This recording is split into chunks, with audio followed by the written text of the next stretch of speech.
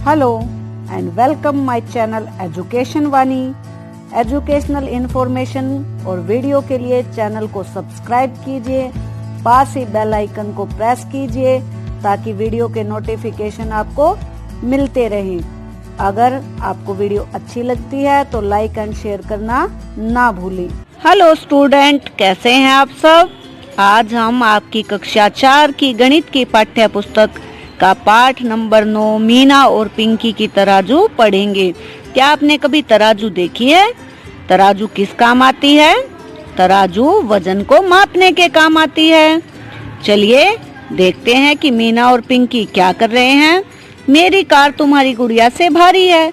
नहीं नहीं, मेरी गुड़िया भारी है। मीना, कैसे? पिंकी, मेरी गुड़िया बड़ी है इसलिए वह भारी है। मीना, कार भारी है या गुड़िया? यह अंदाजा लगाना बहुत कठिन है। तभी मीना ने जुगाड़ लगाया। उसने 2 एक जैसे रबड़ बैंड और थैलियां ली और दोनों खिलौनों को इस तरह टांग दिया। आपको दिख रहा है कैसे टांगा है उसने? देखिए यहाँ पे चित्र देखकर बताओ कौन सा खिलौना भारी है। देखिए, जो ज्यादा नीचे दब गया है यानी कि उसमें ज्यादा भार है, तो गुड़िया भारी है। क्या आप भी मीना की तरह कोई जुगाड़ लगा सकते हो? चर्चा करो। हाँ, हम भी मीना की तरह जुगाड़ लगाकर वस्तुओं के हल्के तथा भारी होने का पता लगा सकते हैं। आओ तराजू बनाएं। पिंकी, आओ किसी और तरीके से देखते हैं। अब मीना और पिंकी ने अपनी तराजू बनाने की सोची। उन्होंने एक हैंगर, एक बड़ा धागा, छेद करने के लिए सुआ और पुराने डब्बों के एक जैसे ढक्कन आदि इकट्ठे किए। उन्होंने दिखाए गए चित्र अनुसार तराजू तैयार किया। आपको दिख रहा है चित्र में तराजू। अब आप भी अपना तराजू बनाएं। आपके घर में भी ये चीजें उपलब्ध होंगी तो आप भी मीना और पिंकी की तरह हैंगर से तराजू बना सकते हैं। मनोज ने अपने बनाए तराजू के एक पलड़े में पेंसिल और दूसरे पलड़े में कंचा रखा। आपको क्या लगता है कि कौन सा पलड़ा झुका होगा और क्यों? दूसरा पलड़ा झुका होगा क्योंकि कंचा पेंसिल से भारी होता है। आप भी अपने बनाए तराजू से अलग अलग चीजों को तोलो।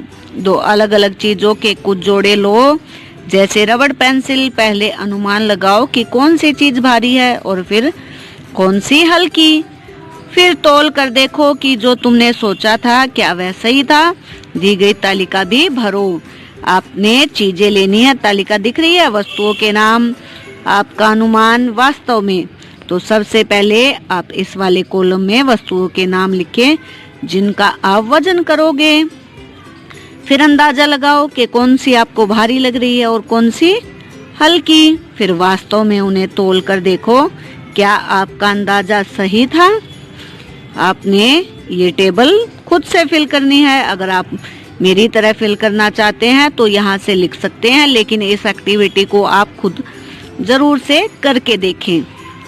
आओ बाट बनाएं। मीना, क्यों ना हम अपने बाट बनाएं। बाट वे कैसे बनेंगे? प्यारे बच्चों, क्या आपको पता है वाट क्या होते हैं? जिनसे हम वस्तुओं का वजन मापते हैं उन्हें बाट बोलते हैं। चलिए बाट बनाना सीखते हैं।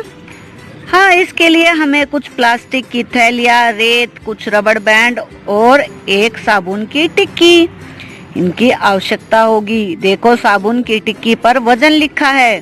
दिख रहा है आपको साबुन की टिक्की पर कितना लिखा है? साबुन की टिक्की पर 100 ग्राम लिखा है। साबुन का वजन 65 ग्राम है। हमने अभी बोला ना कितना है? 100 ग्राम। प्लास्टिक की थैली लो, तराजू के एक पलड़े में उसे रखो।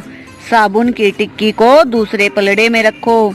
धीरे धीरे रेत को प्लास्टिक की थैली में तब तक डालो जब तक पलड़े बराबर ना हो जाए। थैली को रबड़ या धागे से बंद करो। इस पर कागज की एक पट्टी चिपकाओ, उस पर 100 ग्राम लिख दो। साबुन की टिक्की और आपका तैयार बाट मिलाने पर कितना वजन होगा? 100 और 100 कितना हुआ? 200 ग्राम। इसी तरह 150 ग्राम, 200 ग्राम, 250 ग्राम के बाट बनाइए। इसके लिए तुम अलग अलग वजन के साबुन का इस्तेमाल कर सकते हो। कुछ बड़े बाट भी तैयार करें, जैसे 500 ग्राम, 1000 ग्राम, 750 ग्राम। क्या तुम साबुन के वजन से कम वजन के बाट भी बना सकते हो? बनाकर देखो, यह एक्टिविटी आपको जरूर से करनी है।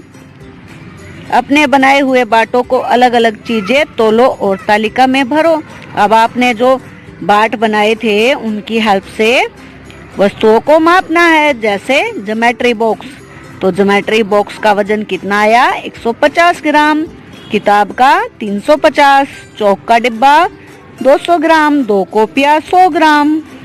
आगे है तराजू को ऊपर उठाने पर कौन सा पलड़ा नीचे झुकेगा, उस पर गोला लगाइए। अब आप ध्यान से तराजू को देखें। एक तरफ है 200 और 400 ग्राम, एक तरफ है 400 और 150 ग्राम। तो कौन सा वजन भारी है? 200 और 400 वाला है, उस पे मैंने सर्कल बना दिया है। ऐसे ही आपको सारी तराजुओं पर सर्कल बनाना है कि कौन सा पलड़ा झुकेगा। आगे है, क्या इनमें से किसी भी पलड़े का कुल वजन 1 किलोग्राम है? तो प्यारे बच्चों, क्या आप जानते हैं कि 1 किलोग्राम में कितने ग्राम होते हैं? 1 किलोग्राम में 1000 ग्राम होते हैं। तो आप जल्दी से पलड़ों को देखिए और देखिए कि किसका टोटल 1000 है।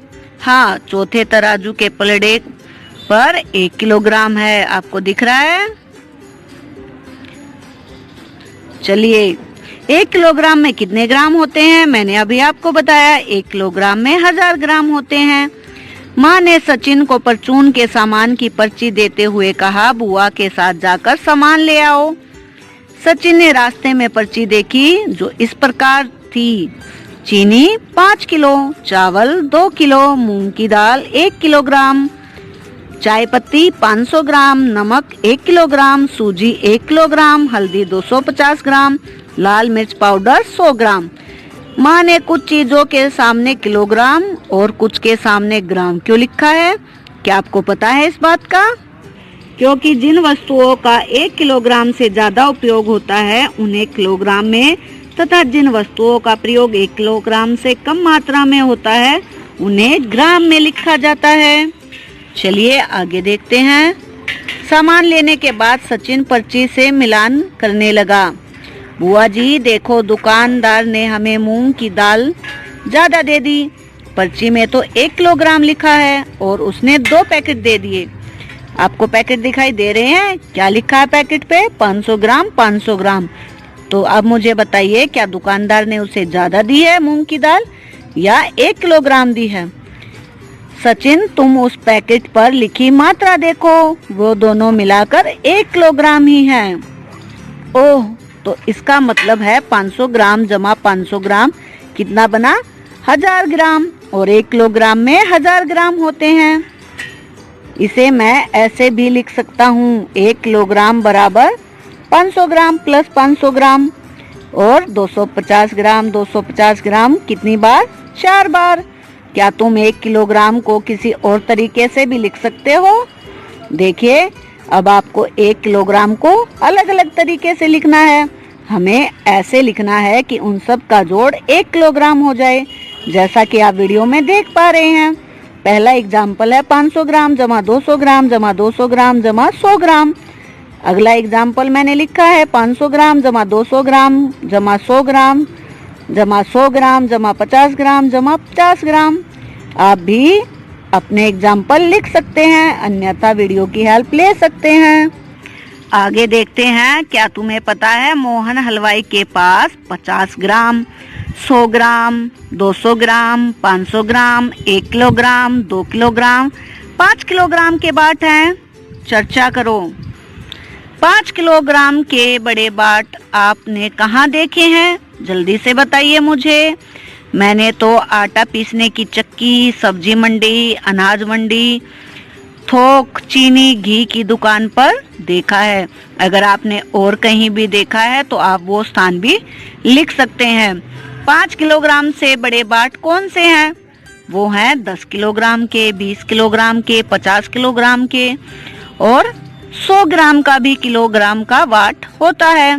क्या 50 ग्राम से छोटा बाट भी किसी दुकानदार के पास हो सकता है? यदि हो सकता है तो वह उससे क्या तोलता होगा?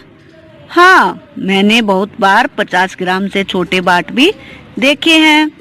वह उससे महंगी वस्तुओं को तोलता है, जैसे इलायची, लौंग, दालचीनी, काली मिर्च, क्योंकि ये हम 10 ग्राम में भी खरीदते हैं। ग्राम और किलोग्राम, ऐसी 5 चीजों के नाम लिखो जिन्हें हम ग्राम या किलोग्राम में खरीदते हैं। तो ये सभी आप अपने अनुसार भी लिख सकते हैं या वीडियो से भी लिख सकते हैं। देखिए, मैंने लिखा है ग्राम में मैं गरम मसाला खरीदती हूँ, चाय पत्ती, हल्दी, लाल मिर्च पाउडर और चाट मसाला। किलोग्राम में मैं आटा, गेहूं, दाल, चावल, चीनी, शक्कर आदि खरीदती हूँ। क्या सचिन, तुमने कहीं पर मिलीग्राम लिखा हुआ देखा है? मिलीग्राम देखा है आपने? यह ग्राम से भी छोटी इकाई है। हाँ, मैंने दादी की दवाई पर मिलीग्राम लिखा हुआ देखा है।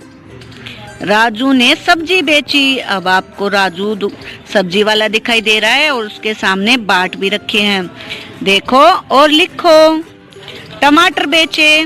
टमाटर में देखिए कितने हैं, 200 प्लस 50, 250 ग्राम। पालक बेचा, 200 ग्राम का बाट है और 100 ग्राम का बाट है, तो कितने हुए, 300 ग्राम। कटहल बेची, 500 ग्राम है ना, 1000 ग्राम यानी कि 1 किलोग्राम।